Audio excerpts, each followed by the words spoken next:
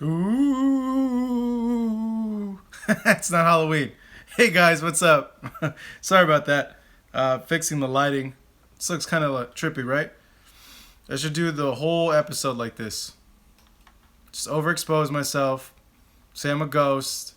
Remember that Conan O'Brien skit? In the year 2000. Yeah.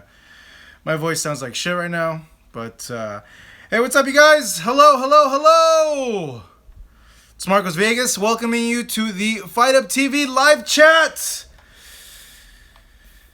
Hope you guys had a wonderful weekend. And we're off and running right here. Monday. Big fights this weekend, but big fights happening last weekend. Interesting fights too. Very interesting. We saw the retirement of a legend in Miguel Cotto. We saw Max Holloway put away Jose Aldo for a second time. We saw alistair Overeem go to heaven, got his soul taken away. Saw when his head went like this, you could see his soul literally leaving his body. That was a nasty KO, but we're going to go ahead and recap all the action that happened over the weekend in combat sports. But first off, I want to see how you guys are doing. How's everyone doing? Go ahead and leave a comment. Say hello. Make yourselves comfy because we're going to be here for a while. Usually these live chats last for about an hour and a half. So I want to make you guys feel welcome and at home. We are a community. We are the Fight Hub community. We are Fight Hub. I'm going to talk about some other random stuff too as well. And if you guys are new viewing in, it's usually a live chat. We go ahead and we recap the action that happened over the weekend. But we also kind of, free flow it, talk about random things that are happening. Just happened to get some Waba Grill. If you live in California, you know what's up. Waba Grill right here. Delicious. I just needed to get something because I didn't eat breakfast. So, alright. I'm going to grab my notes, guys, because I wrote notes on the fights. Because there's some points that I wanted to bring up to you guys and see, and run them by you and see what you guys thought. So, let's see here. Which fight, what's up, Joe? Which fight should we start with? I'm going to leave it to you guys. Which fight should we discuss first while I'm eating chicken? So let me know. Also, don't forget to add us on social media at Fight Up TV on Twitter and on Instagram, and me as well at Hey It's Marcos V. So let's get right to it. Which fight do you guys want to talk about first? Let me know.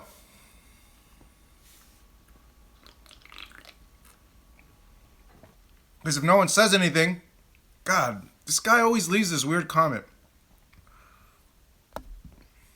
Okay, the Cotto fight, Jello. All right, we'll start with Miguel Cotto. So, I shit you not. Let me tell you something about the Cotto fight. When the fight was announced, I told everybody. And you guys are probably thinking like, no, you're just saying that because of what happened. But no, I'm serious. Go ahead and ask Tino. Go and ask the other people that I talked to. I told everybody, it's not an easy fight. It's going to be a really, really hard fight for Miguel Cotto. And people are like, oh, you're crazy, dude. This guy got knocked out by Jesse Vargas. What are you talking about, man? And I'm like, no, you guys don't understand. It's going to be a really hard fight because Saddam Ali has really fast hands. He's a fast fighter. And he showed that in his fight with Jesse Vargas. Now, he got knocked out in that fight against Jesse Vargas, but Jesse Vargas did an excellent job of timing Saddam Ali. Oh, this is way better when I do this. Oh, man. I'm failing in life, guys. Hold on, let me change the lighting here. It makes me look like I'm some sort of spirit or half-dead freaking person when I do the lighting like that. Okay, a little bit better. Or not. Here we go. So, told everybody, it's going to be a difficult fight. Saddam Ali is a really fast fighter. He has really, really fast hands. And he's very fundamentally solid. That being said, people are like, okay, well, explain yourself. And I'm like, dude, Miguel Cotto, if you look at the arc of his career, every time he's fought a guy with fast hands, he's struggled really bad. In those fights, he's either lost or it's been extremely difficult. And I can name a few off the top of my head. Obviously, the one that comes first to mind is the Manny Pacquiao fight, in which he had success early on, and then he got obliterated by Manny. Manny was on a different level, though, at that time in his career. But it shows you that he has difficulties with fast fighters. The second fight that comes to mind, Miguel Cotto against Shane Mosley. Cotto won the fight, and I had him winning the fight, but he had trouble with Shane's speed. And he was able to neutralize Shane's speed using his jab. Now, I'm going to come to the jab in a little bit in this fight because, as you know, Miguel ripped his bicep in the 7th round. Zab Judah. Even though he had his way with Zab Judah very handedly, there was times in that fight where he landed some good punches. Just overall, Miguel Cotto's always had trouble with fast fighters. So I was telling people, it's not going to be an easy fight for Miguel Cotto. You guys think he's just going to run over this kid. He's not. It's going to be a tough fight. Though I'll be honest, I did expect Miguel Cotto to win and either eventually stop a Saddam Ali or get a decision win based on his work rate and the pressure. I thought eventually he would catch up to him. So the fight happens, all right? Well, we get all that part out of the way. And round 2, Cotto gets hurt by Ali's punches. And continuously in the fight, Cotto got hurt by Saddam Ali's punches, which is rather surprising because Canelo Alvarez didn't hurt Miguel Cotto at all in their fight. You know, and Canelo Alvarez is a lot bigger dude than both Saddam Ali and Miguel Cotto. Just, you know, I don't know, man. You could say maybe it was the age. That age was showing up, even though I made a tweet because I was getting kind of irritated there. People were like, oh, Cotto's washed. Like, look at him. He's washed. He got old overnight. I was like, no, guys. Just Saddam Ali is just a freaking fast fighter, and he's giving him trouble. But he was getting hurt with a lot of punches that were like, I don't know, it got me thinking, like, okay, why is he getting hurt with these punches? You know, the one series of punches that got Miguel hurt, I believe, in the 2nd round or maybe even further, is he got hit in the ear, and then he got hit with a straight. And every time you get hit in the ear right over here, we have this little, it's a little mechanism that balances off the body's coordination. It's like water in here in your eardrum, and when you get hit, it completely de-equilibrizes you. Is that even a word? Is that even a word? De-equilibrizes you? I can't even talk right now. It screws up your equilibrium in a fight. So if you ever seen a knockout where the guy gets hit right here in the ear and you're thinking like, well, wait a second, you didn't even hit him in the chin. Why is he all wobbly? It's because of that, because we have a liquid in our eardrum that keeps us stabilized. And when you hit it, it completely knocks the equilibrium off of a person. And people are actually now training to hit that spot because it sets up a lot of things and you get all wobbly legged in a fight. So Cotto got hit behind the ear in one of those things. But regardless of that, he continued to get hurt in the fight. Just Ali's fast and he's sharp, you know. He's a good, solid fighter. And he's moving up in weight, so I'm sure that didn't hurt his cause either. He doesn't have to cut weight. He feels stronger as well. Miguel Cotto is a small 154-pound guy. I still think he can make 147 pounds, no problem. But Cotto started coming on finally after like the 5th round, I believe. 5, 6, 7. He started to get his bearings on him. It seemed like he started to walk down Ali. Ali stopped throwing as many punches as he did. And Cotto was doing a good job of throwing his jab and crowding Ali. And he was just outlanding him. He was imposing himself on Ali. Do I think his first title defense will be successful? I'll get to that right now in a little bit, to be honest. Jamal thinks it was the speed of the punches that hurt Cotto, and it was. Speed equals power. But I'll get to the defenses in a little bit. So the injury happens, okay? And I have no freaking idea. No idea how you can fight 5 more rounds with a ripped bicep. That is crazy to me, man. That's insane. I've never had a ripped bicep. I don't even know if I know anybody that's ever had a ripped bicep, but I would imagine if your bicep is rolling all the way up to your shoulder, which it was for Miguel Cotto, how in the hell was he able to box the continuing 8, 9, 10, 11, 12 rounds? And he was jabbing with that hand. It just perplexes me, which goes into my point. If you're a slower fighter, how do you deal with a guy who's fast, who has fast hands and fast feet? There's a few things. You cut the ring off, which Cotto was doing, but also you use a jab. Like, well, why do you use a jab for? What is a jab? You're just going to get countered. Well, the jab, if you're landing a good jab on an opponent who's faster, and your jab is being successful, you're going to knock them off the rhythm. They're going to have to reset every time you land that jab if it pushes them back. And it's going to make them double think if they're going to throw a punch or not at you because of that. Cotto was doing that. He started popping the jab a lot in 5, 6, 7.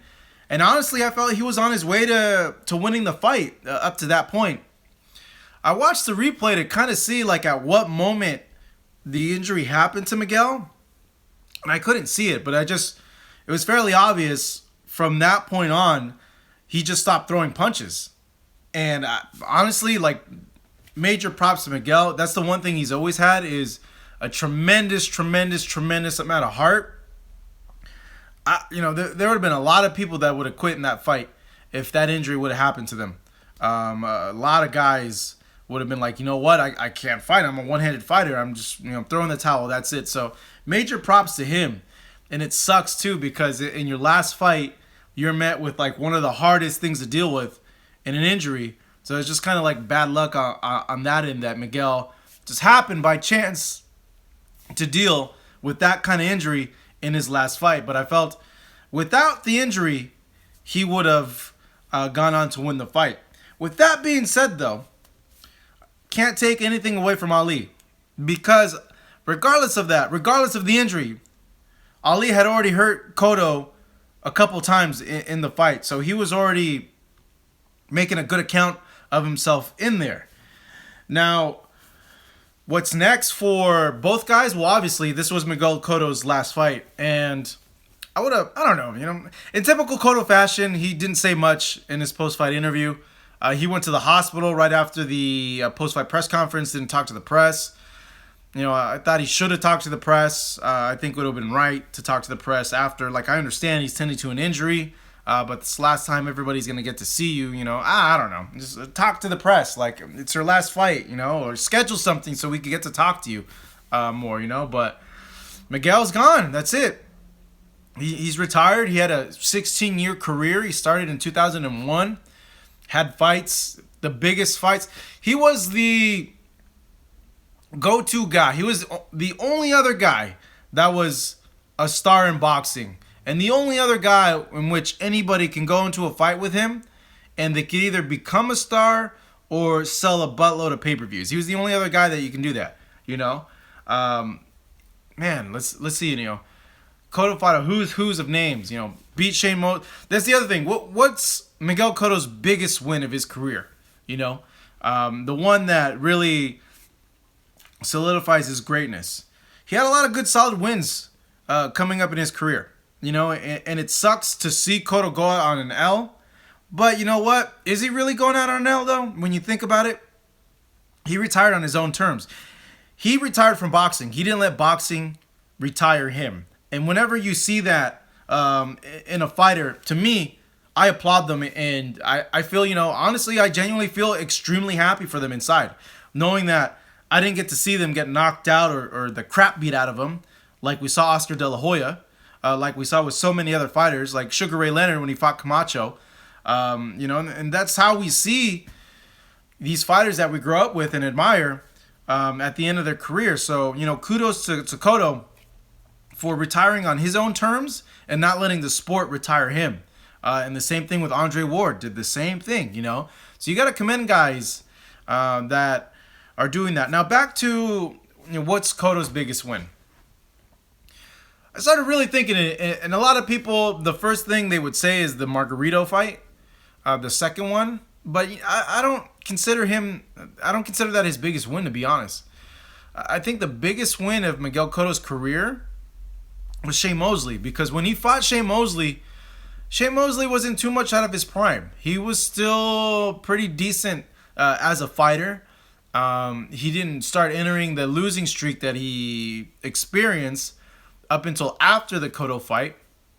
It was a competitive fight, and I remember when that fight was announced, and even in the build-up to that fight, there's a lot of people still kind of on the fence as to who would win. They were really thinking that Shane Mosley's speed would have a huge factor in the fight with Miguel Cotto.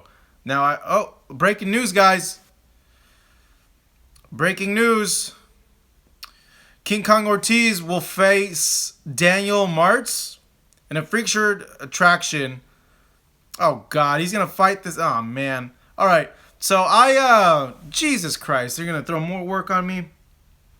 So, I help out the FS1 broadcast, okay? I provide notes to the broadcasters. I have to do research on the fighters that are on the cards. This freaking card has been rescheduled with different fights now twice already. The main event is Ahmed El Bialy against Jean Pascal, okay, on Friday night. And we're talking about boxing, guys. We'll get to the MMA part pretty soon. They had their co-main and their TV opener completely changed, taken off the card. They added 2 more fights. Now they're adding another fight. So it's like even more work for me. That's just perfect, you know. This week, Lomachenko Rigondeaux is also happening. It's just a lot of shit going on. Back to Miguel Cotto. Certainly, he will go into the Hall of Fame. He's a 4-division world champion. No other Puerto Rican has done that feat, though I do suspect in the future we will see more Puerto Rican fighters get to 4-division, 4 weight class world titles. Is he the greatest Puerto Rican fighter of all time? That's the real question that I'm asking you guys. What do you guys think? Would you rank him as the best Puerto Rican fighter of all time? Certainly he's up there in the top 3. You got Cotto, you got Trinidad, you got Benitez, Rosario. How does Cotto stack compared to those guys? When you look at accomplishments, titles won, fights, gates, you can make a strong argument. Carlos Bonzon was Argentinian, Wikity. He's not Puerto Rican. You can make a strong argument that Miguel Cotto could be, in fact, the greatest. For many people, it's Benitez, old school people. For many old school people, it's Gomez, Tito. Man, a fight with Tito and Miguel Cotto would have been tremendous. Jesus Christ. That would have been a freaking bloodbath of a fight, right?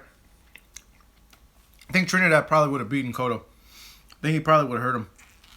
Do you think, you guys think that Cotto would have beaten Trinidad or vice versa? Let me know. Yeah, Trinidad, wow, De La Hoya, yeah. Oh, man. Sorry, guys. I got all these notifications happening now because of this fight that just got announced. Mac2X, yes, I did. Racer Nerd, we'll get to that too as well. We're going to go ahead and finish off this Miguel Cotto talk because he was a significant figure in boxing. Biggest win to me was against Shane Mosley. I had the honor, honestly, to be able to cover Miguel. Since I've been in the sport, I was there at his Mayweather fight. I was there at his Sergio Martinez fight in MSG. I was there for his... what other fight did he have that I went? The Canelo fight, I was there. I have met Miguel Wickedy. He's a good dude. Quiet, but he's a good dude. He always showed me a lot of respect, and I've always been thankful that. His team has actually always showed me a lot of respect, and I've always been thankful for that. Wow, man, I've only seen Miguel Cotto fight 3 times. That's crazy. I could have swore I would have seen him fight more. I would have loved to have seen him fight Margarito live. I would have loved to have seen that fight. I thought Miguel Cotto was going to completely kick the crap out of Antonio Margarito in that first fight. Same with Manny Pacquiao. I wish I would have been there at the Manny Pacquiao fight. That was before I started covering boxing. And I honestly thought Miguel Cotto was going to box the brakes off of Manny Pacquiao, to be honest. And he had me believing for 2 rounds that that Top Rank made a huge mistake in booking Manny against Miguel. Angel Rosado is glad Cotto retired healthy and he didn't completely lose his respect to Ali, but he won against a one-handed warrior. It's still a questionable win. Well, let me ask you this, Angel. Prior to the injury, was Ali not ahead on the scorecards? Before when the 7th round was happening, I had Ali winning the fight, and I would say a majority of people had Ali winning the fight. So, and Ali did hurt Miguel Cotto prior to the injury as well. So, you got to give Ali credit. He was doing extremely well in the fight. Man, what a year this year, right? You got Miguel Cotto retiring, Tim Bradley retired, Andre Ward retired, Vladimir Klitschko retired. Who's the other guy? Juan Manuel Marquez retired. That's 5. That's 5 Hall of Famers right there. Who else retired? Bernard Hopkins, right? Bernard Hopkins. That's 6. Man. Mayweather, finally. That's 7 freaking guys that retired this year. Huge guys. Huge in the sport. Yeah, Marcus retired, Wickedy. He retired a while ago. All right. Let's go ahead and move over to the UFC fight that happened over the weekend. I didn't watch it live, but I did happen. Actually, I watched it maybe 2 hours before starting the live chat. Some good-ass fights. I saw this article written by some writer that said that the UFC fights weren't good or whatever. What the fuck is that guy talking about? For reals, dude? This UFC card was great. The Holloway Aldo fight was really good. Eddie Alvarez against Justin Gaethje was fucking a dope fight. The Overeem knockout, like, what? I have no idea what this writer from Detroit was talking about, to be honest. No idea. Great fucking fights. Hold on 1 second, guys. I'm getting all these messages now. Jesus, I hate when this happens during the live chat. All right, let's go ahead and start first with the Eddie Alvarez fight against Justin Gaethje that happened. And if you guys are tuning in, we just finished recapping Miguel Cotto's last fight at the Garden. He lost via unanimous decision, tore his bicep, got hurt multiple times, but it was his last fight, and he's calling it a career. Now, UFC 218, Eddie Alvarez against Justin Gaethje. I thought Eddie Alvarez would win the fight beforehand. The thing with Eddie Alvarez is he's super exciting to watch because with an Eddie Alvarez fight, he's either going to get his ass kicked or he's going to kick somebody's ass. Either way, he's going to get hurt and fucking crazy shit's going to happen. And in this fight, exactly that, all right? First round, Gaethje kicks the shit out of his leg. He can't walk around anywhere. And then Alvarez, little by little, starts hitting the body, tagging him a lot. Just his volume was too much for Gaethje. And, excuse me, guys, I just had this. Rockstar, Rockstar sponsor me because I drink too many of your goddamn drinks. And he started overwhelming Gaethje. I just too much volume. Really, the body punching is what slowed Gaethje down. And while we're talking about this, I'm going to read some of your comments too. Man, I missed that Yancey versus Oliveira fight. Fuck. I need to go and find that fight. I missed it. A win is a win. Ali have proof on his next fight with a higher caliber boxer. That's what we didn't touch on. Saddam Ali's next fights. Fuck. All right.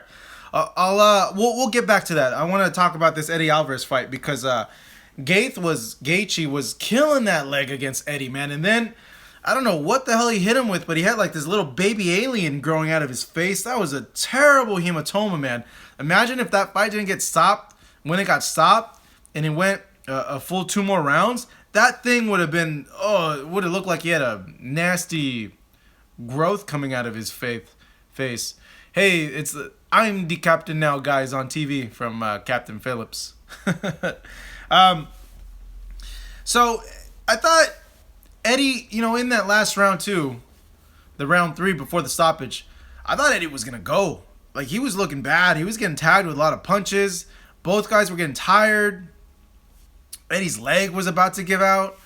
And then he landed that knee, and then he finished the fight. So, kudos to Eddie. I've been following Eddie since he was a Bellator champ. Even then, he's just an exciting fighter. And, I think the work that Eddie put in, and especially the work to the body and just the volume, really added up in that final round. Even though Gaeth was coming back in that third round and he was messing up that leg, but I think that's really what made the difference for that fight. Jello, yeah, man, Alvarez has a ton of heart, dude. Like, that guy, like I mentioned, any Eddie Alvarez fight, he's either going to kick the shit out of the person or he's going to get his shit beat in, like, big time. It's always one or the other. He always gets his ass kicked or he kicks the other guy's ass. And if he kicks the other guy's ass, he's going to get knocked down and come back up. All right, moving on. Oh, man. This next fight, Jesus Christ. Jesus Christ, this chicken is fucking good, too. Alistair Overeem against Francis Ngannou. We'll get to Aldo, Jello. We'll get to Aldo right now, but I got to talk about this knockout. So, like I mentioned, I didn't see the fights live. I had to go I didn't watch the UFC fights live. I was watching the boxing fights live, okay? So, I get a message from Tino, and he's like, oh my God, Overeem died. And I'm like, what the fuck? What are you talking about? Overeem died. And he's like, bro, he got knocked out bad. And I'm like, send me the clip. So he sends me this little clip, and I'm like, oh my God, Jesus. This dude was laid out. That was a video game knockout. You ever play Tekken? You know how in Tekken when you knock someone out and it's exaggerated knockout? That's what happened in this fight. Like, dude's freaking chin was like up to space when he got knocked out. Oh my God. I thought he died. You could tell, like, you could see his fucking soul coming out of his body. Jesus Christ, Francis is a scary fighter with a hard punch. A fight with him and Stipe is going to be insane, though. I think Stipe is more technically better than Francis. He has better boxing, and I would favor Stipe in that fight. Jello, in the UFC ever? I don't know. It's hard to see because when did they start recording fighters' punches? You got to base it on that. When did they start recording fighters' punches? But what caused... No, I highly doubt it in the world. I highly doubt it.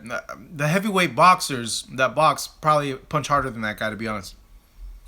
So, looking at the tape as well. Some weird names you guys have on here, dude. For reals. So, why did Overeem get knocked out? And if you joined the live chat last week, I was adamant about one thing that I keep seeing over and over and over again in MMA. And we saw it 2 weeks prior. Same damn thing. Your name's weird, dude. And what is that? Why did Overeem get caught? 2 reasons. They have a saying in boxing. When you throw your straight, don't admire your work. If you're throwing it straight and you're admiring your work, that means you're throwing the straight and you're staying there. You're keeping your head there and you're looking like, oh, let me see what I did. Okay? So Overeem, when he threw that hook, he was admiring his work. He threw it and he kept it there. All right? The other damn thing. The most important thing. Overeem would have maybe still gotten knocked out because this dude just hit so goddamn hard. But certainly would have helped him if he would have done this thing. He throws the hook and he has his hands all the way down to his legs. If you watch the clip in slow motion, his hands are down. And Francis responds with the counter uppercut. It wasn't a hook. No, that was a fucking uppercut from hell. And he's on the floor. So that's already... How many knockouts have we seen because people don't have their hands up already in the UFC? Let's see. Overeem, Bisping, Machida, Bisping again, Joanna Jacindric, Cody Garbrandt. That's like seven guys in the last few weeks that have all got knocked down or knocked out because they don't keep their hands up when they're throwing their hooks or exchanging punches, which it seems pretty endemic, man, in MMA. You're gonna throw a punch, you gotta keep it. You gotta keep it there. You're holding your telephone. You gotta have the telephone close to your ear, man. But man, I was legit concerned for Overeem when I saw that clip. I was like, holy Jesus. But this dude's a monster, Francis. It's going to be an interesting fight to see him and Stipe. No, I understand that they have a modified stance, but when you say modified stance for MMA, what does that usually mean? That doesn't mean that the hands are down. A modified stance for MMA just means the legs are further apart to accommodate for the wrestling and the kicks. That's what it means with modified stance. It has nothing to do with not being able to keep your hands up. You should be able to keep your hands up. Saying, and that's why Overeem got knocked out. And that's probably a lesson he won't learn because he's an older fighter. He's already set in his ways. Speaking of which, he's been fighting for a damn long time. Retirement could be imminent for him at any point in time.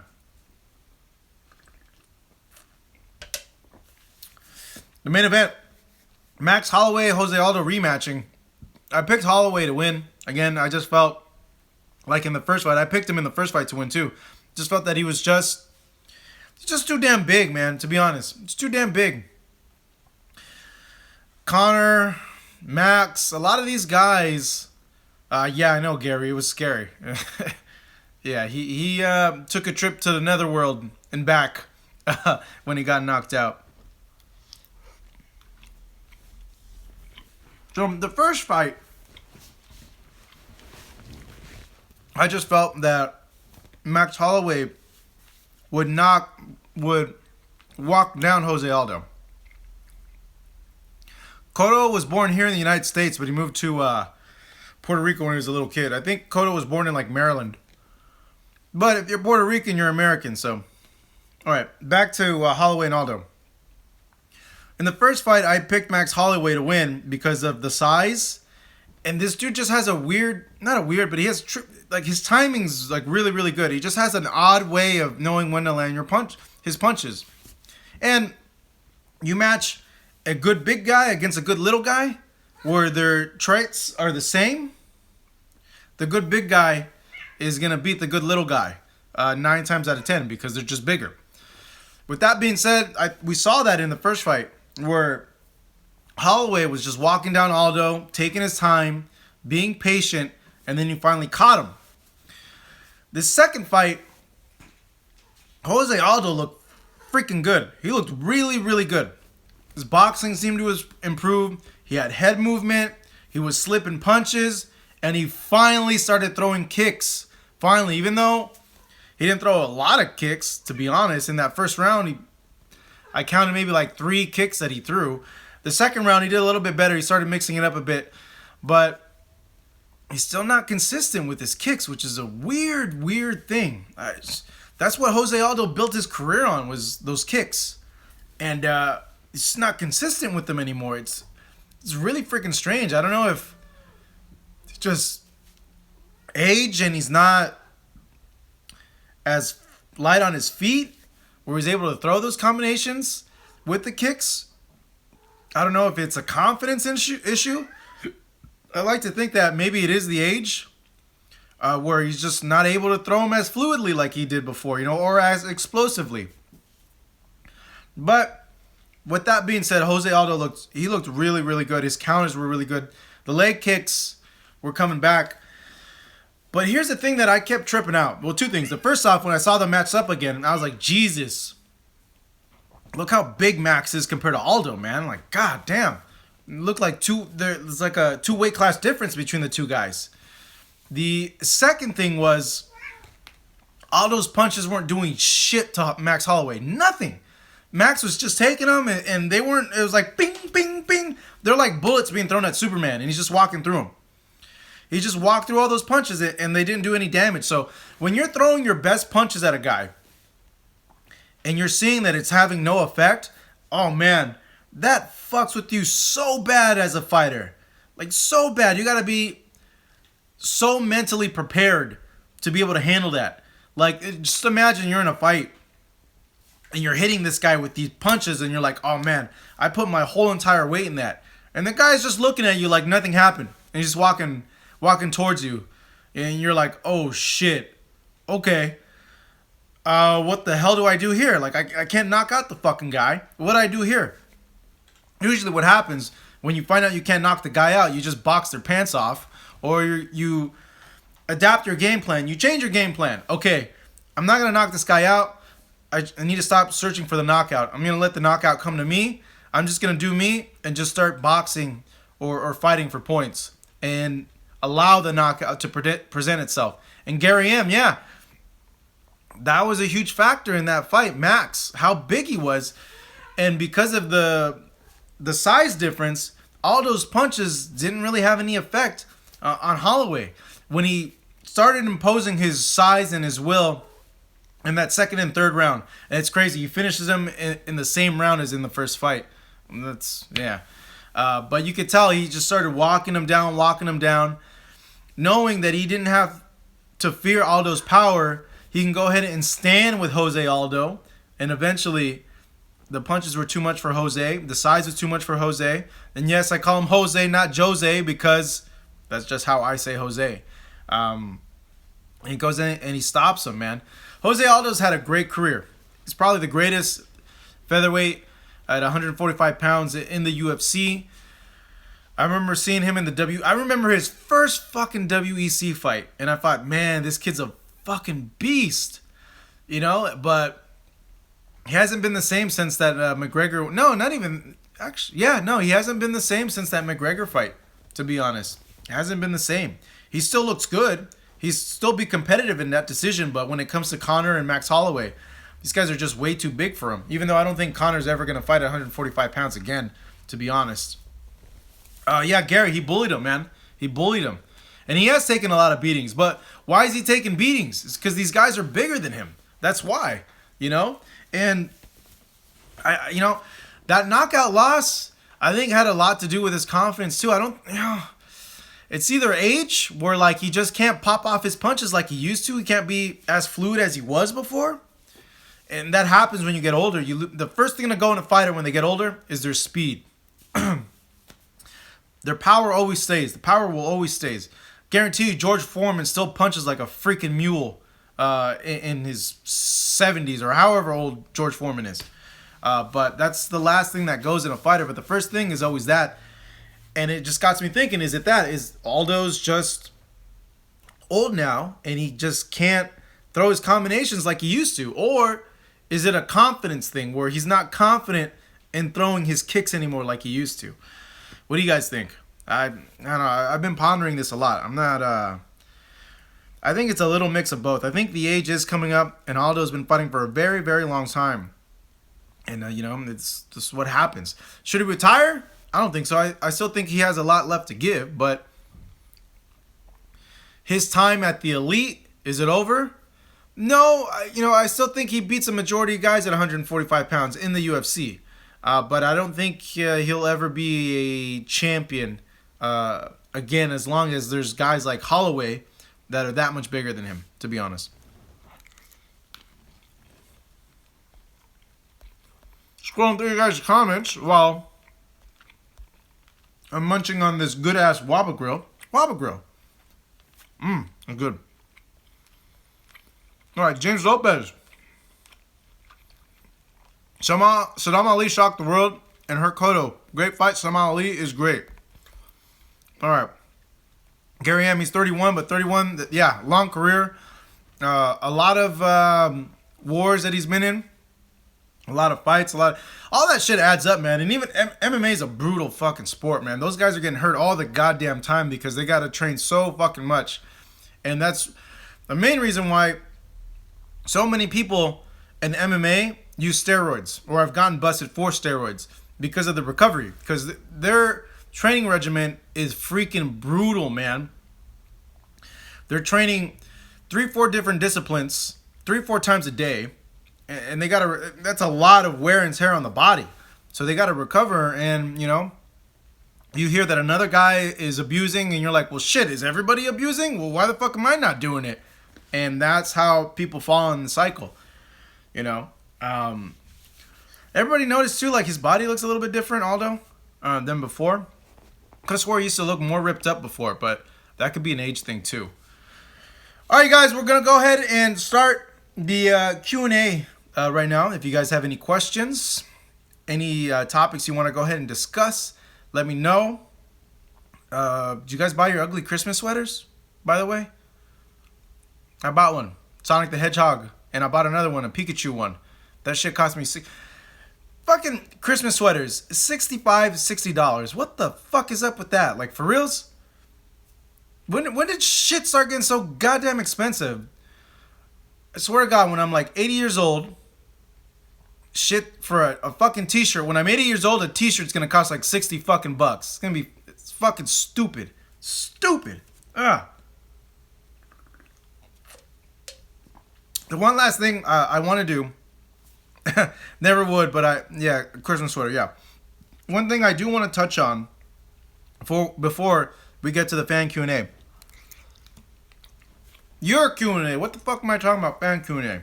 Our Q&A. Shit. Yeah, it's a rock star.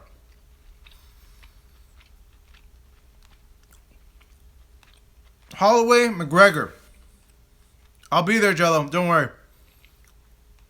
I still think Conor McGregor beats Max Holloway. I think that there's a lot of openings there that Conor, with his speed, with his timing, will be able to catch Holloway. Even though Holloway has great timing, it's weird. He'll stay right in front of your face, but he's able to slip punches or get punches off. But the thing is Conor going to return? What's going to happen? Here, some high up people are looking for him. I don't know if it's true or not. Isn't that some shit, man? Why are you even going to poke at those guys? So I don't know if you guys heard or not. Supposedly there was a story that came out that Conor McGregor was being sought out by the mob for punching a mob-related guy in a bar. And they wanted a ransom of like $1.4 million, like 900,000 pounds. It's like $1.4 million. So this story comes out and Conor McGregor has to go to court. And one of the court people are like, hey, what do you make of the recent threats on your life? And he gets in his car and he's like, oh, come and get me. Yeah, I don't know. I've been talking a lot with my friends about Conor in terms of like, he's not the same like he was before, in terms of like something's wrong. Like either he's like doing drugs or partying like crazy. And that's what happens if you make $100 million payday. But he doesn't seem to be all there right now. I don't know what the hell's going on, to be honest with him. Is he going to return? Who knows? But if he does, I highly doubt he'll come back to... Floyd gave him brain damage. I highly doubt that he'll come back. Jello says he is doing that stuff. I don't see... He's just a lot of crazy behavior, man. That's all I'm saying. A lot of crazy behavior. He doesn't look like the same guy he was before. You know? When you start doing all that shit... Here's the other thing that trips me out. I don't know how this guy... And it's probably because he's young, but this guy drinks like a fucking horse, goes out and parties and beats the shit out of people. Freaky special athlete, because I have no idea how he's able to do all that and still be a top level athlete, you know? That shit wears on you as a fighter, to be honest. That cuts years off your career. Look what happened to guys like Oscar, who fell into that. You know, other fighters, Broner.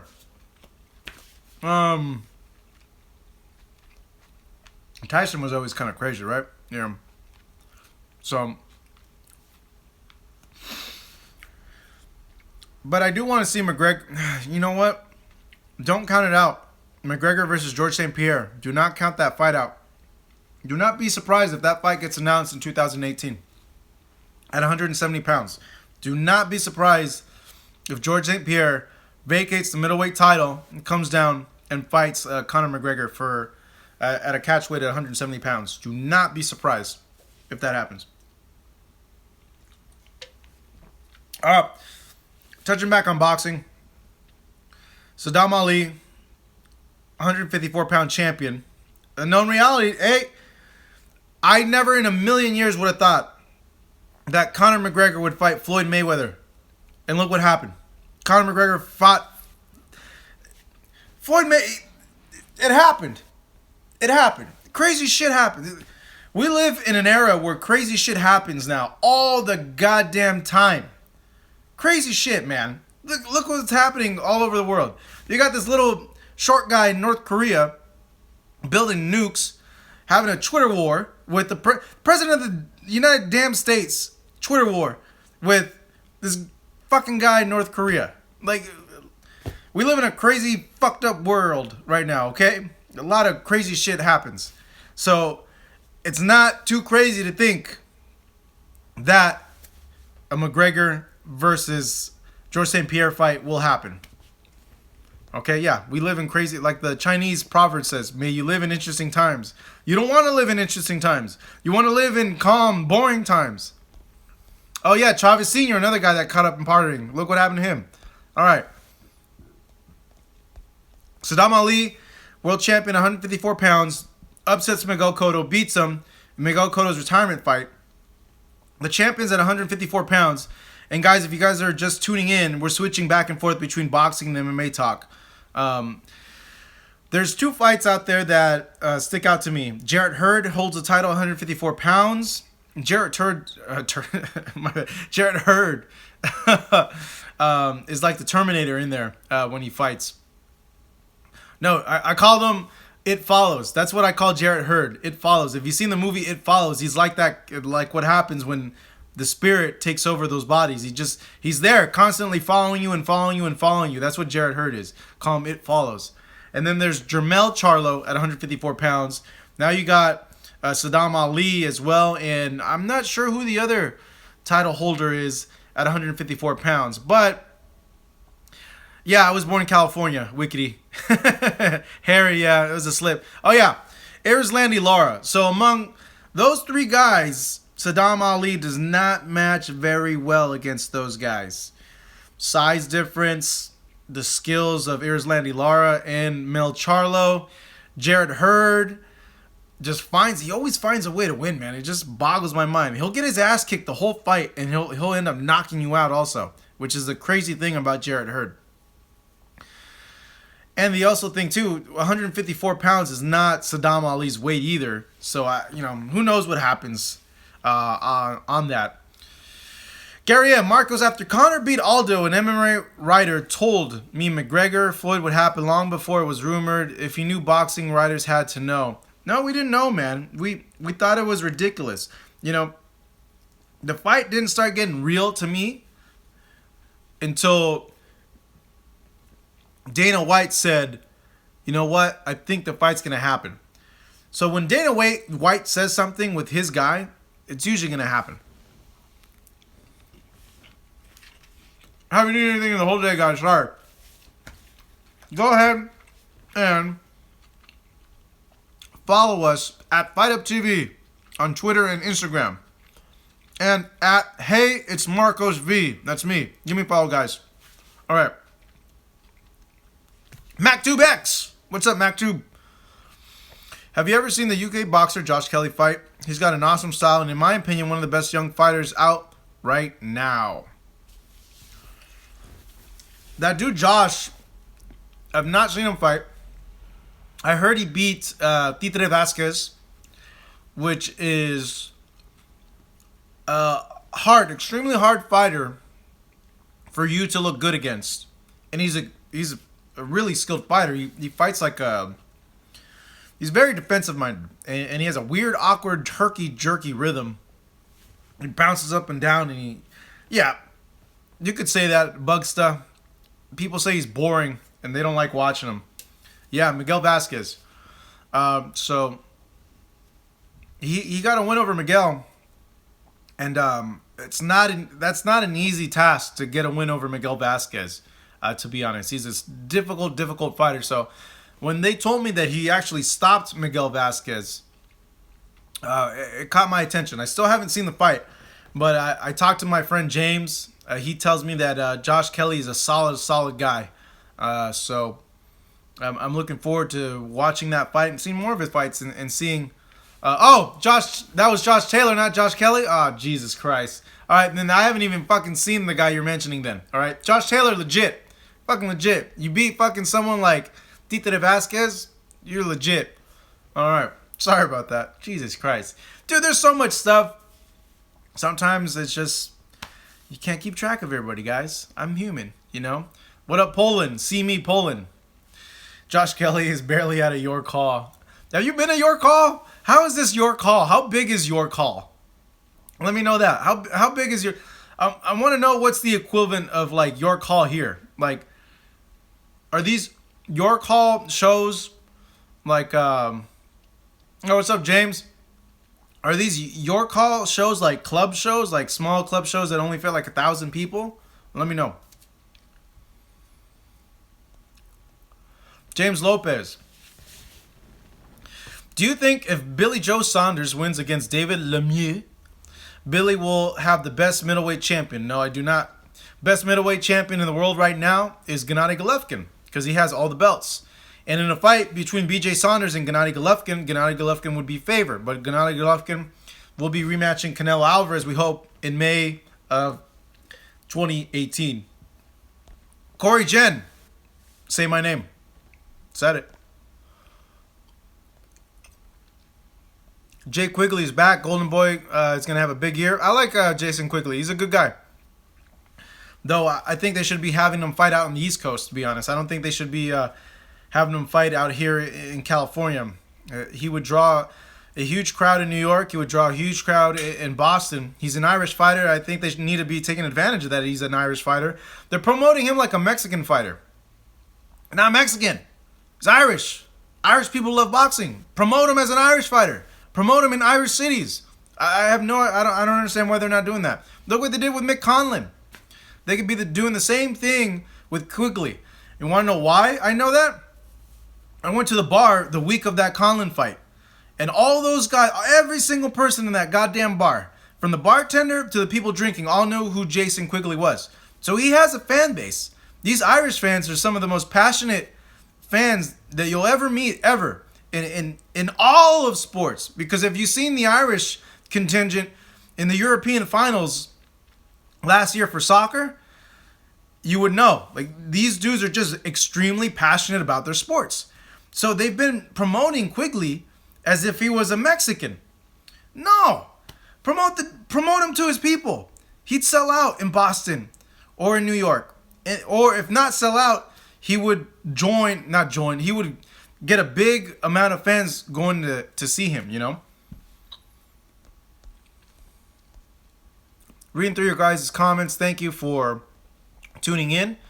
We broke down the weekend's action that happened over the weekend. Miguel Cotto, Jose Aldo, Eddie Alvarez, Overeem getting his soul taken from him. As we're doing the Q&A now. Okay, I'm going to pick anything that catches my attention. I'm scrolling through your guys' comments here. Is Amir Khan ever going to fight again? No idea. I hope so. I like Amir. Amir has a lot of heart, man. Amir Khan fights are not boring. That's one thing that you got to give Amir credit for. He has a ton of heart, man. Ton of heart. He got up against Danny Garcia when he got knocked down. He could have stayed down. He got up, you know. I think these guys who can make a weight like 154 from 147, walk around 154 or more, of course, it can be their weight, says Doric Apella. Not big of a stadium. Okay.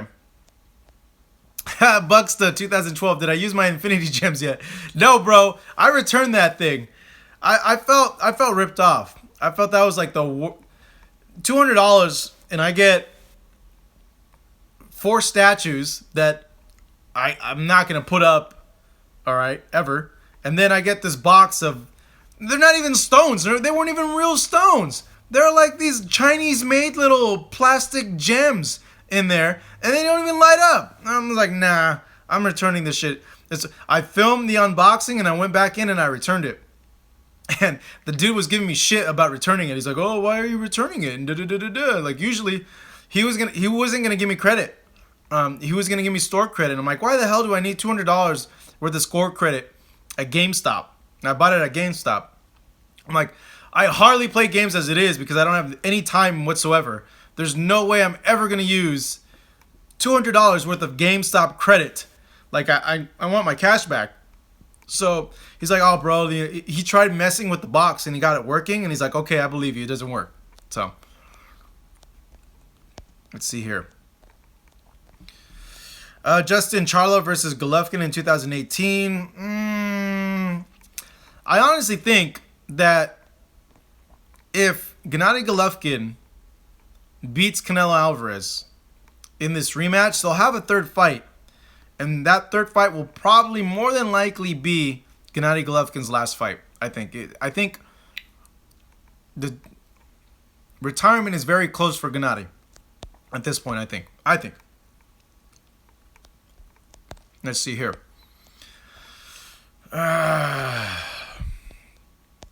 Damn, you guys asked some good questions, dude. Bugsta 2012. I wanted to see Gary Russell fight Rigo and Loma and Salido too before they fought. What do you think about that? I know, well, Lomachenko's in a different weight class now than Gary Russell. Though he fought Gary Russell in his second fight, I think. Or no, third fight. And he beat the brakes off Gary Russell. And Gary Russell has been embarrassing a lot of guys. So that tells you the skill level of a Vasily Lomachenko at this point. And I think Lomachenko would beat Gary Russell again. I think if they were to fight 10 times, he'd beat Gary Russell 9 times out of 10. It's just a different skill level, man, to be honest. Now, those other guys, Salido, I think Gary Russell probably would knock out Orlando Salido. Just too fast, moves around, probably hit him with a lot of combinations. And Salido, we all know in a Salido fight, he's always going to go down. It's just you got to prepare for what comes at you after he gets knocked down, because it seems once you knock down Salido, he gets stronger and stronger in the round. No, Canelo's back on from vacation, Angel. The Golden Boy's going to meet with him this week about the rematch. Errol Spence next fight is Lamont Peterson. He should win. That's another fight that people are like, this fight, Errol Spence going to kick the shit out of fucking Peterson. No way. Let me tell you this, guys. I'm telling you right now. That fight... Sorry about that, guys. That fight with Lamont Peterson is going to be a lot more difficult for Spence than what people are thinking. It's going to be a competitive, tough fight. Just mark my words. It's not going to be a walkover fight. That's going to be a very, very hard fight. Gary M, will we be covering Lomachenko-Rigondeaux card? Yes, we'll have full fight coverage of Lomachenko versus Rigondeaux this week to the channel. Angel, do I think the Golovkin fight will happen in May of 2018? I think there's a good chance, but it depends on what happens with the Saunders-Lemieux fight too. So, could have our fingers crossed. Doric agrees. Yeah, it's going to be a tough fight, man. Peterson comes to fight. And you know what? Peterson comes forward and he attacks the body as well. And he's solid. He's fundamentally very solid. A lot of people felt that he beat Danny Garcia. So, we'll see what happens. Even though I didn't think he beat Amir Khan in that fight. Let's see here. Reading more of your guys' questions. Oh, yeah. Kell Brook moving to 154 pounds. That could be a fight, too, that Saddam Ali could fight against. Kell Brook won't have his size advantage anymore at 154 pounds. That's for sure. At 147, dude's a huge, huge welterweight.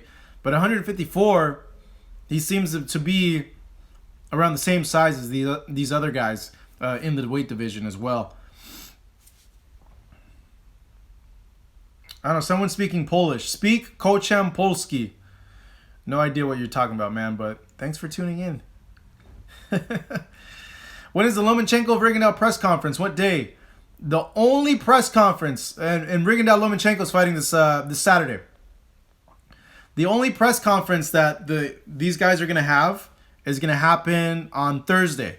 So this Thursday will be the press conference for Lomachenko and Rigondeaux in New York, and we'll have coverage from that on the channel as well.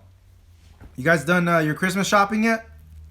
Because I haven't. I've done some, but not a lot. Do I like Poland? Never been to Poland. But you know what? I'm pretty sure I'll like it. Oh! Oh! Completely. Oh, thanks, Mo Ash. I appreciate it, bro. Big ups to you as well. Hey, guys. Do me a big favor, all right? Huge, huge favor. If you're not following us on social media, please follow us, okay? At Fight Hub TV on Twitter and Instagram. And give me a follow, too, as well, guys. At Hey, it's Marcos V. The other thing is spread the word about the channel, man. Please. Tell your friends that like combat sports, that like boxing, MMA, to subscribe to our channel, man. Be our faithful. Fight the good fight for us as we bring you great stuff on a day-to-day basis. The one thing I did want to touch on that got me pretty riled up over the last weekend. Was it? Yeah, it was last week. Last third. Or Friday. Was it Friday? I don't remember. Last Friday, right? So if you guys do or do not know, I am a extremely passionate soccer fan. I try to follow it as much as I can. It's the only other sport that I'm super passionate, more passionate than boxing. And it still allows me to be a fan, because when you work media as boxing, you can't be a fan anymore. You have to be neutral, objective. When you're at fights, you can't cheer, you can't clap, you can't go crazy. It's the weirdest thing, because say like a knockdown happens, or there's like a back and forth exchange, and on press row, people are like this. It's the weirdest thing. While the whole arena is like, yeah, get him. Everyone on press row is like this. Because everybody has to stay objective and neutral. So, with soccer, I can get crazy and be passionate. World Cup draw happened on Friday. Let me tell you this. What a coincidence. No, and I know that the host nation always gets first picked in Group A. But what a coincidence that Russia gets the easiest group out of everybody. Let me pull this up. Look at these other countries that are in this group with Russia. And you tell me, how is it, how convenient that they got this group, that they did it for this World Cup. They're not going to make it past the 16th, the round of 16, but how convenient that they got such an easy group. Look at it. Group A, Egypt, Russia, Saudi Arabia, and Uruguay. Uruguay is a good team. Over the last few years, they've been solid. Saudi Arabia, Egypt, yeah. Easy group. And who said England got the easiest group? England's group is Group G. All right. No, that's not an easy group. I'll tell you why. You got Belgium. Belgium is like the dark horse in the tournament. A lot of people have put Belgium making it to the semifinals or the finals of the World Cup. Panama's terrible. Panama took USA's spot. Panama's not good whatsoever. Not a good team. Tunisia, I have no idea. I've never seen anybody play from Tunisia. I don't even know if they have legit players. But they qualified for the World Cup, so that they're at a certain level, The thing that pissed me off, though, it did piss me off. Poland's legit right now. Poland's a really good team right now. They're in Group H, and that's a tough group because you got Colombia and Jaimes. You got Japan. They got a certain level of technicality with Japan, but they're fast. They're really well conditioned. And then you got Poland, who's been doing really well in Senegal. So that's a really tough group because Colombia is really, really good, and I can see Japan potentially moving past in the group stage. Though I think Poland will win the group in Group H, but they're in a tough group. To me, the group of death is the group that Mexico's in. And Mexico always gets in a bad group every single goddamn World Cup. And Mexico sucks. They suck. They're terrible. They're bad. They're bad. Not as bad as the U.S. in this year. Prior years, they were worse than the U.S. Even though I'm a huge supporter of U.S. soccer. To get a draw with Germany and play Germany in the first game of the World Cup, that is a nightmare start. It's when I saw them draw in Group F, I was just like, oh, fuck. You got to be kidding me, man. They're either always in a terrible group or they always end up playing Brazil and Argentina in the round of 16. And look what happened. Look what happened. If they're not going to win the group. You never know. They might. Crazy things have happened. But they come out of the group second place, which is not guaranteed because Sweden is a very good team. South Korea is a very good team. They're a really balanced team as well. Sweden, we don't know if Zlatan is coming back, even though if they didn't call him for a reason and they're doing well, Sweden did beat Italy, but Italy was... You got to see the situation they were in too. Sweden is not as solid as a lot of people are saying they are because they almost failed to qualify for the World Cup. So, out of the three, I think really the game is South Korea is the crucial one for Mexico in that one. But I'd like to see Ibrahimovic come back for that. Lewandowski is dope. But I like soccer, man. We got to do a little bit of soccer talk. I'm just talking about it because Group F sucks. And I don't have a team anymore. USA didn't make it. Mexico's going to get eliminated in that round of 16. Old man Rivers will be back like a dose of the clap. Do I think Germany can defend the title? Any World Cup that Germany's in is always going to be favored. And it really made you raise your eyebrows a bit too because they went into the Confederations Cup with their B squad and they completely killed everybody with the B squad. And all those countries that were in the Confederations Cup all brought their A squad. And Germany just completely mopped the floor with them. So they're always going to be a favorite. I know the three... I'm hearing a lot of people are they feel, given how they've played and the players and the quality of players that they have, that France is actually going to win the World Cup. France has always had a solid team. They lost to Germany in the European Championships, I believe. Portugal ended up winning. I don't know how the hell Portugal ended up winning. Portugal versus Spain is going to be a legit match. It's going to be on Fox Sports here.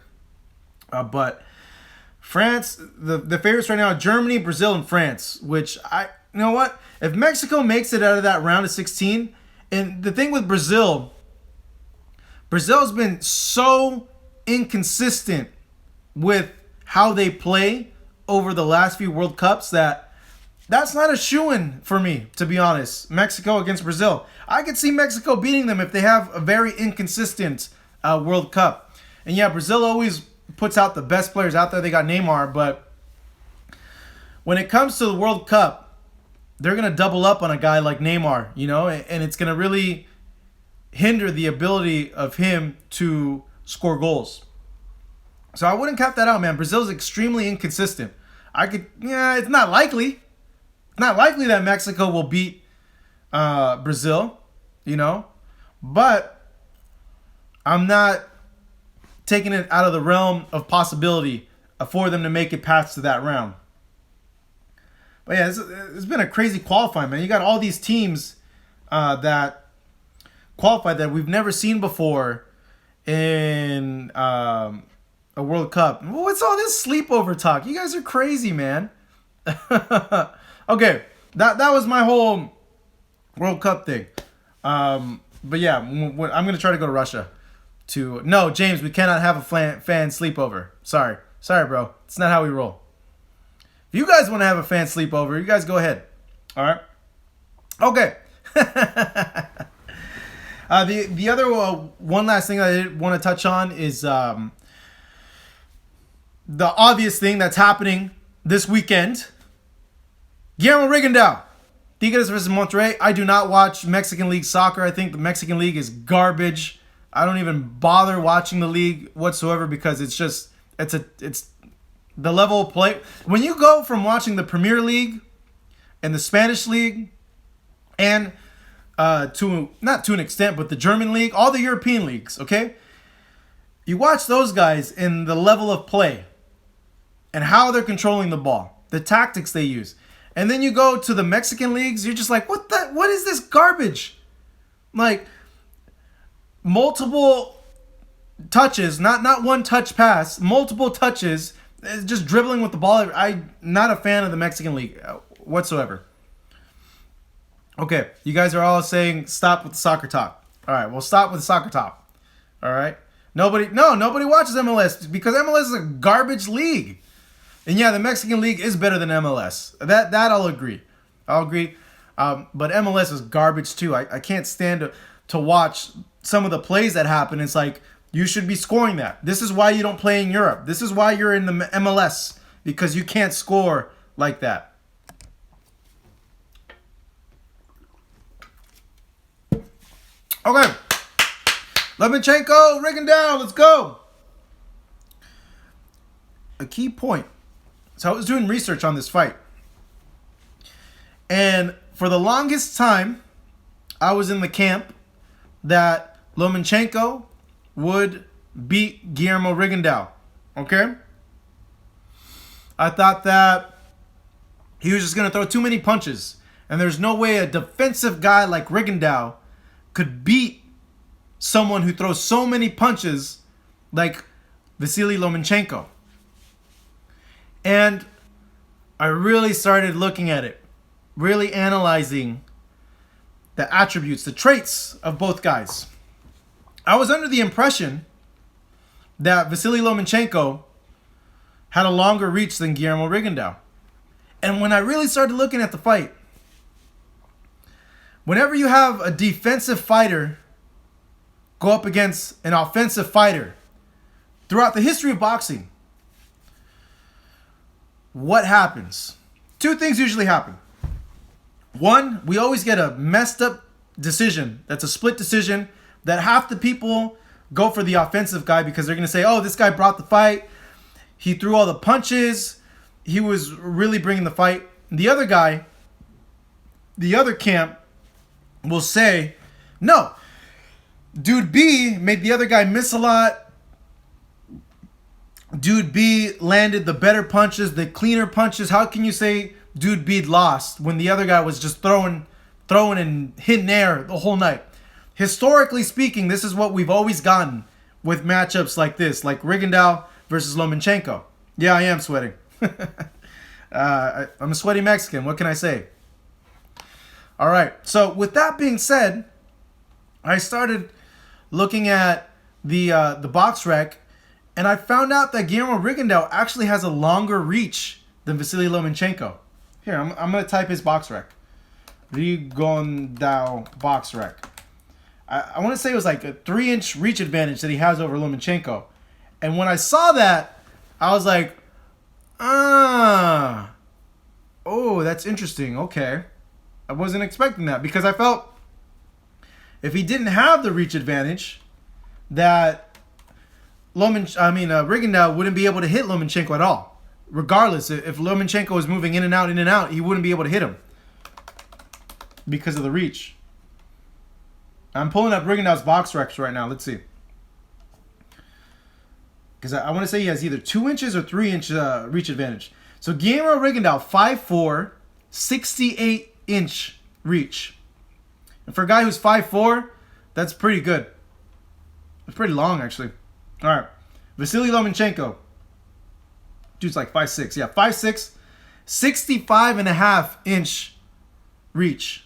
So Lomachenko is giving up like 2.5 inches reach. Okay?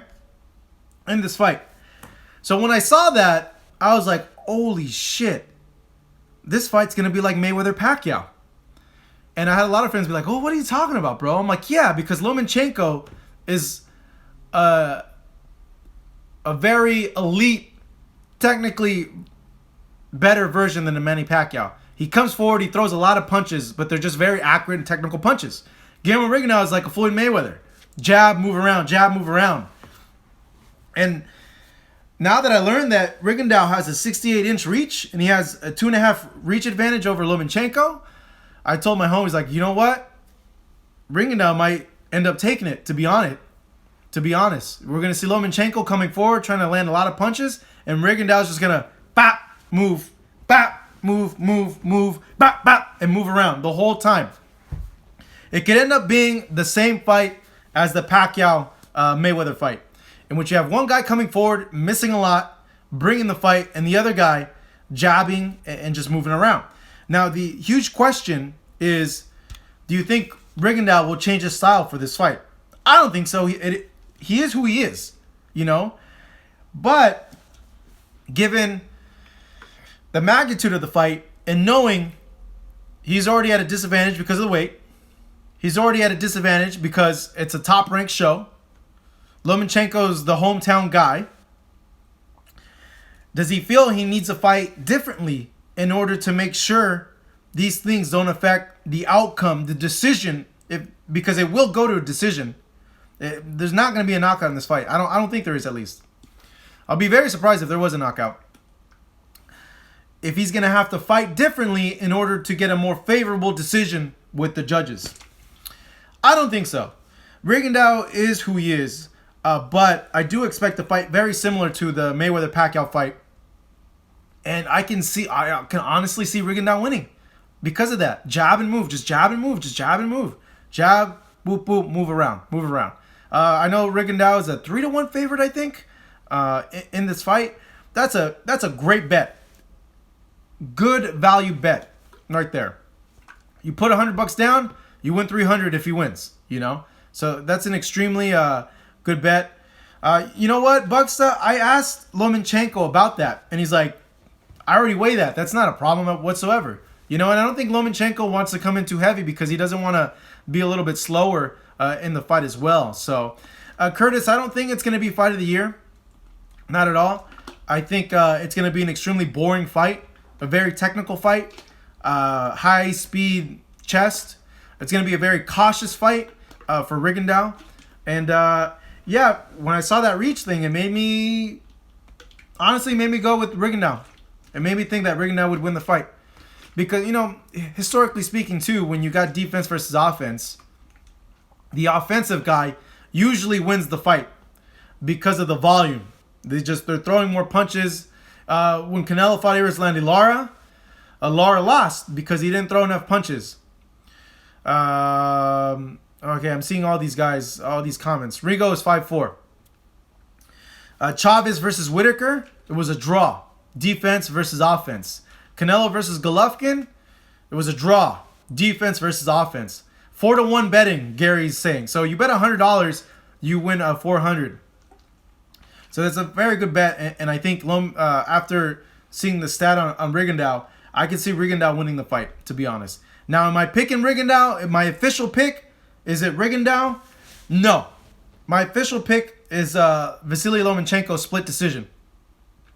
Based on what I just said. I think the judges are going to get swayed with the activity of Vasily Lomachenko, and they're going to give it to him.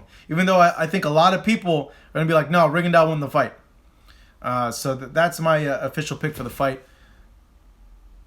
Let me see your guys' comments on that. But, you know, look up the box rec, man. Rigondeaux has close to 3-inch reach advantage over Vasily Lomachenko.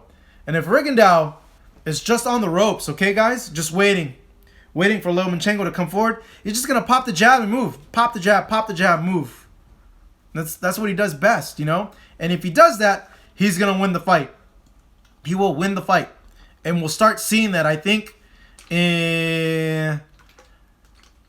we'll start seeing that like within like round 2. Like round 2 or 3, you'll figure out, okay, this guy's starting to build momentum. Let's see what he does.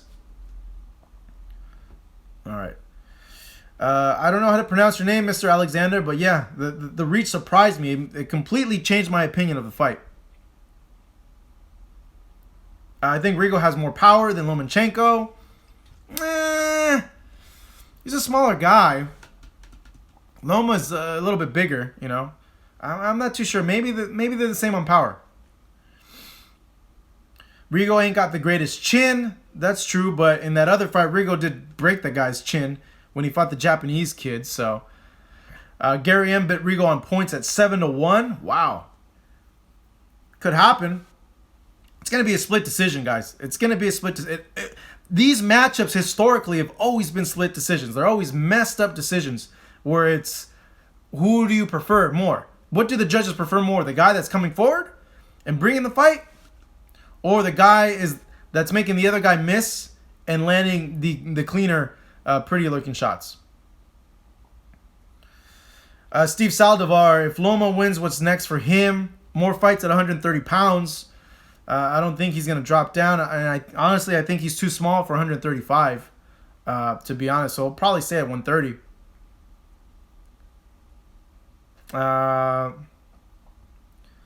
Let's see here. Now, Loma's not 5'8". Lomachenko's 5'6". Very strategic fight. I agree, Jello. The weight is not that much of a difference, to be honest, that you mentioned it. Even when I did an interview with Lomachenko last week, in which I asked him, like, well, how big is size, in your opinion? Do you think size is as big of a deal as people are making it out to be for the fight? And Vasily's like, no, I don't, because I don't think there's that much difference between my size and his size, to be honest. You know, even though it's two weight categories that Rigondeaux is moving up, he said that there's only like maybe 3-4 pounds difference between both those guys, both of them. So he didn't think that the weight would be that much of a difference. But hey, it goes down this Saturday, man. I can't wait. I'm excited for it. And we'll see if I'm right, man. I'm thinking that this fight can be very similar to the Mayweather-Pacquiao fight. So we'll see what happens, man. But the value bet, honestly, is on Guillermo Rigondeaux. That's the value bet for this fight, because he could very easily, not easily, but I could see him winning the fight because of what I found out about his reach, how much of a reach advantage Rigondeaux has. The other thing that got me thinking too is, okay, Lomachenko had a better amateur career than Rigondeaux. Only lost once. Rigondeaux lost 12 times in the amateurs. And you got to be crazy not to think that Lomachenko never fought Cuban fighters that are southpaws and slick in the amateurs. It'd be insane to not think that. And he beat those guys. He beat them. He only lost once, and he avenged that loss twice in the amateurs. So we'll see what happens, man. It's interesting. And these are the fights that really, I think, excite us. You know, it's two guys, the best defensive fighter against the best offensive fighter. So we'll see what happens. All right, you guys, I got to wrap this up. I got a lot of stuff to do today for you guys. A lot of videos I need to work on. Just remember, we're going to have full fight coverage of this Rigondeaux-Lomachenko fight that's happening. Okay, Eddie Alvarez fight with Justin Gaethje was insane. Yeah, no, I saw that fight, Gary. It was a crazy fight. Like I mentioned before, that I love watching Eddie Alvarez fight because he's either going to beat the crap out of somebody or he's going to get his ass kicked. And it's always an exciting fight. So, some of the comments you guys write are crazy. All right. Expect full video coverage of this Lomachenko-Rigondeaux fight coming to youtube.com/FightHub. If you guys are first-time watchers, thank you so much for tuning in. We do this live chat every Monday at 1:30. So next week we will be discussing Lomachenko versus Rigondeaux and see if I was right, if you guys were right. We're going to see who won the fight as well. Go ahead and follow us at FightUpTV on social media. Follow me as well at Hey, It's Marcos V. And I hope for you guys to have a very productive day and a very productive week. And you know what? Might do a live chat that Saturday after the fight. You never know. I think probably that'd be a good thing to do, right? I'm going to try to do a live chat after the fight on Saturday. So we'll see you guys on Saturday, okay? All right, guys, thank you so much for tuning in. I really appreciate it. Make sure to tell your friends to subscribe to the channel. And we'll have full fight coverage of this Lomachenko-Rigondeaux fight this week on Fight Up TV. Thank you, guys. Oh, last thing. we're gonna have shirts. Shirts are gonna be coming out. All right. So we're gonna have Fight Up shirts coming out. So we'll go ahead and start giving them out to you guys who have supported us over the years and stuff. So thank you so much, man. I really appreciate it. I'll give you a sneak peek when they're done of what the shirts look like. All right. But for now, I got a lot of work to do. All right. Thanks, guys. Appreciate it. Till next time. Till Saturday. Lomachenko right now. Ah!